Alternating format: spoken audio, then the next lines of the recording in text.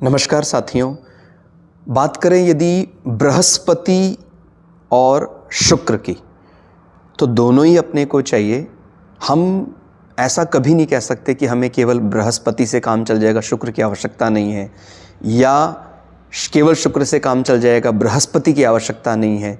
ये दोनों ही गुरु, दोनों ही एडवाइस देने में परफेक्ट हैं। और माने ठीक है, दोनों को मंत्री कहा गया है, लेकिन दोनों का कार्य करने का तरीका एकदम अलग है।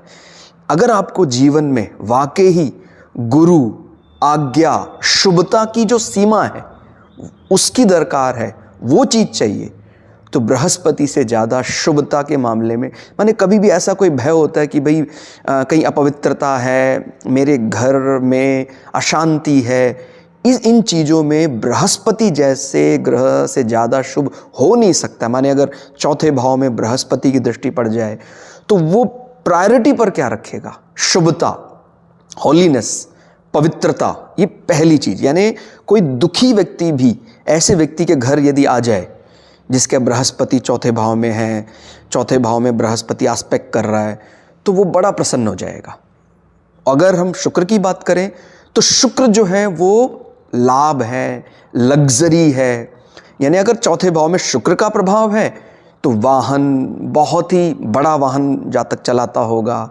और अगर चौथे भाव में शुक्र का प्रभाव है तो बहुत ही दिखने में बहुत ही सुंदर भवन, उसकी भी माने आज देश काल परिस्थिति अनुसार आज के समय पर थोड़ा सा एक कदम ऐसा लगता है शुक्र ज़्यादा आगे निकल गए हैं।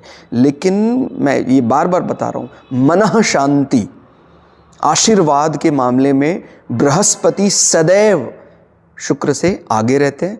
और फिर जो जीवन में राजसिक चीज़ें हैं, कामनाएं हैं, काम पूर्ति है और स्त्री पुरुष संबंध है, उसके लिए हम शुक्र को बृहस्पति से आगे पाते हैं।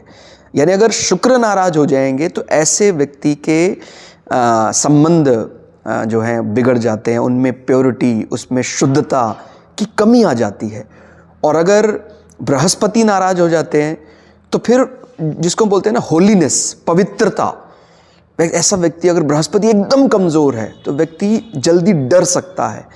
उसको हमेशा ऐसा लगता है कि हाँ, मुझे एक अच्छी एडवाइस नहीं मिल रही है, मुझे कोई सही राय देने वाला नहीं है। तो इसलिए दोनों का अलग अलग महत्व है। शुभता बृहस्पति से देखें और जो प्रॉस्पेरिटी, लाभ है, वस्तु लाभ है, वो शुक्र से देखें। तो ये था बृहस्पति वर्सेस वीनस वाला जो पार्ट, जिसको हम अच्छे से कई बार नहीं समझ पाते हैं। धन्यवाद।